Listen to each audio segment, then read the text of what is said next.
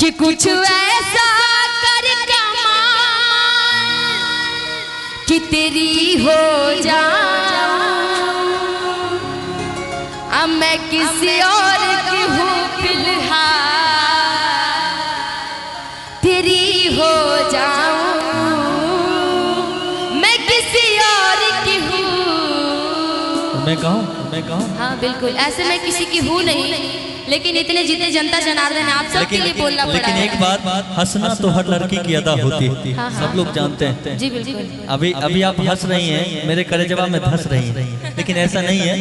आप दिल में, हर किसी के दिल में एक लड़का का ख्याल रहता है ना, भगवान बनाकर भेजे। तो इसलिए मैं कहता हूँ कि कुछ ऐसा कर कमा कि तेरा हो जाऊं, हो जाइए ना,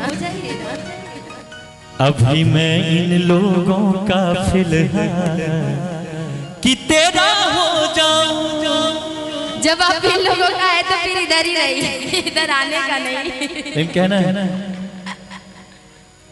कि गोरिया चांद के जोड़िया नियन गोर बारू हो,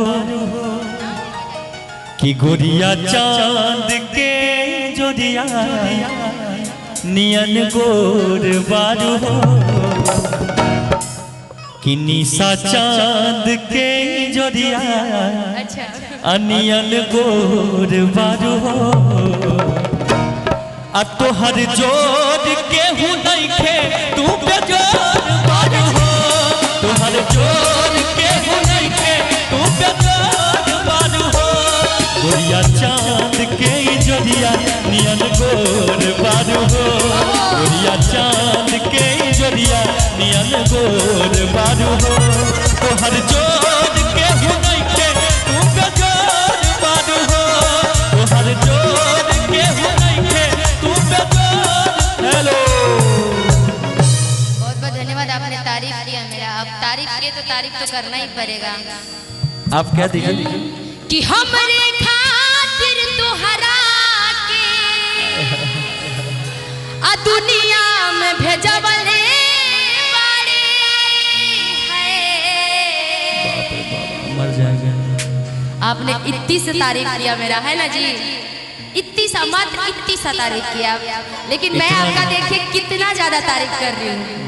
आप ऐसा नहीं बोले कि इतना सा किया, बहुत ज्यादा किया है।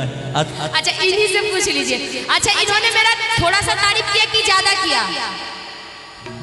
बहुत कम किया ना। अच्छा आप लोग कर दीजिए तब। ये लोग तो मेरे हैं ही, आप लोग मेरे हैं ना, चिल्ला करके बताइए। हम तुम्हारे, झूठ बोल रहे हैं। पहले हमारा सुन लीजिए। आपने तारीफ की इसीलिए आपको बोल देती हूँ, क्योंकि बराबरी का होना चाहिए। आपने भले मेरा तारीफ इतनी सा किया, लेकिन मैं आपका ज्यादा करूंगी, क्योंकि ऐसे भी मेरा नाम निशा है ना। कि हमरे खातिर तुहरा के आ दुनिया में भेजबले बाड़े है, आ भगवान आ बड़ी फुर्सत से, आपको नहीं इन सब के बनौले बारे। लेकिन एक बात कि इधर से ताला देखे ना, आपको बोली हूँ कि इनको नहीं, इनको तो इन लोग कितना अच्छा ताली बजा रहे हैं। बाबा उधर से देखिए, आपको पूरा देख रहे हैं। एक बात जानते हैं, बाबा के लिए एक बात बोलना चाहता हूँ मैं, कि बुजुर्गों में भी इश्क का सिलसिला होता है। बिल्कुल बुजुर्गों में भी इश्क का सिलसिला होता है, और आम तब तक मजा नहीं देता जब तक पिल पिला नहीं होता है। देख लीजिए, हमारे बाबा को देख लीजिए, उनके लिए उम्र बचपन की जवानी बचपन की होती है, उम्र बचपन की जवानी बचपन की। लेकिन एक बात और निशा जी मैं बोलना चाहूंगा, बोलिए ना। आपने चाचा जी आपको ऐसे ऐसे करके देख रहे थे, तब से हम खाली उंगली को देख रहे हैं।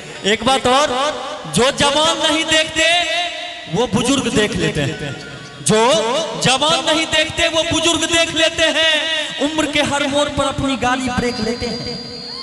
जो जवान नहीं देखते वो बुजुर्ग देख लेते हैं, उम्र के हर मोड़ पर अपनी गाड़ी ब्रेक लेते हैं, और जरूरत पड़ने पर दूसरे के तवे पर अपनी रोटी सेक लेते हैं। इसलिए बुजुर्ग को बुजुर्ग मत समझिए। नहीं नहीं ऐसे मत बोलिए, इसीलिए इनके लिए जानते हैं क्या करना है। बाबा के लिए भी एक बेर, आपके लिए तो कि बुढ़वा मलाई खा ले बुढ़िया खा ले पे पसी। बुरा मत मानिएगा बाबा, बस इंटरटेनमेंट के लिए बस ऐसे भी अभी न बुढ़वा हो गई, एक समय हो के रहो हमने सनिया रोकम ना। अरे एक समय का जोड़ा समय सब कोई के चेंज होखेला। जब दादी फरमाइश करत हुए नो कि कोको कोला जाई ना लेकर के तो वो लेके आते हो कि बुढ़वा मलाई खा ले बुढ़िया खा ले पे पसी, बुढ़िया मलाई खा ले बुढ़िया खा ले पे पसी। उहो से काम ना पतोहिया पिए पे पसी, उहो से काम ना पतोहिया पिए पे पसी। बुढ़वा मलाई खा ले बुढ़िया खा ले ला पसी। ताली बजा के बुढ़िया मलाई खा ले बुढ़वा खा ले बुढ़वा मलाई खा ले बुढ़िया खा ले ला पसी, बुढ़वा मलाई खा ले बुढ़िया खा ले ला पसी, बुढ़वा मलाई खा ले बुढ़िया खा ले ला पसी।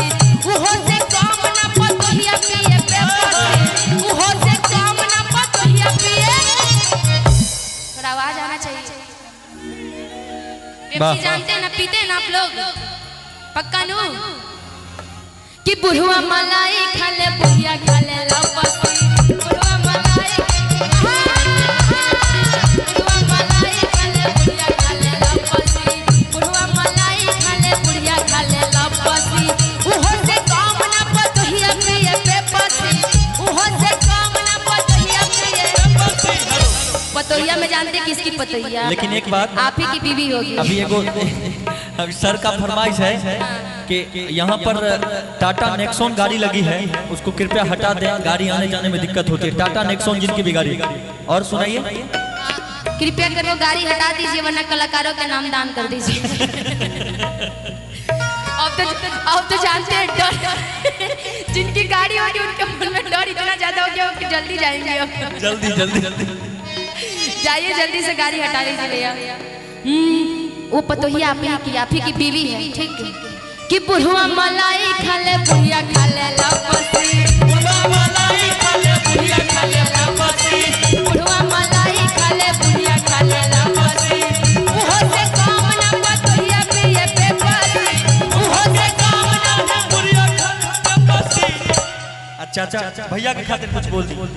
इनके लिए तो तारीफें बोलना पड़ेगा। तनिए को तारीफ कर अब इतना ज्यादा पैसे दे रहे हैं, इतना ज्यादा पैसे दे रहे हैं, बताइए। हजारों हजार का आशीर्वाद भैया बहुत के बहुत तरफ से। धन्यवाद, ऐसे ही आते रहिए। नहीं, भगवान करे आप ऐसा ही देते रहिए, आपको चौगुना मिलता रहे। लेकिन और जिनको ही विश्वास नहीं है, आप देखिए आज अगर 1000 दीजिएगा तो भगवान कल आपको 2000 देगा। और नहीं विश्वास है तो देख लीजिए, कल मिल जाएगा। नहीं नहीं, हंसने की बात नहीं है भैया, ये हकीकत है। कलाकार को देने के बाद मिलता है, क्योंकि कलाकार ही एक ऐसा चीज होता है, ऐसा इंसान होता है कि जब भी आपके घर में इंटरटेनमेंट की बात आएगी, खुशी की बात आएगी, तभी आप कलाकारों को याद करिए। लेकिन एक बात और है और कलाकार ही एक ऐसी चीज है, ऐसा इंसान है कि हमेशा चाहता है कि मेरा जहाँ भी कार्यक्रम हो ना, उसके घर पे कुछ ऐसी खुशी वाली चीज हो जहाँ पे मेरा कार्यक्रम हो, चाहे शादी हो, चाहे मतलब शादी ब्याह हो, चाहे छठियार हो, बरैया हो, चाहे आज जैसे जनेऊ में आए हुए हैं, जन्मदिन हो, मतलब कोई भी चीज खुशी का चीज। एक इकलौता कलाकार ही होता है जो आपके खुशी के लिए आता है और खुशी देने के लिए आता है। तो खुशी आप लोग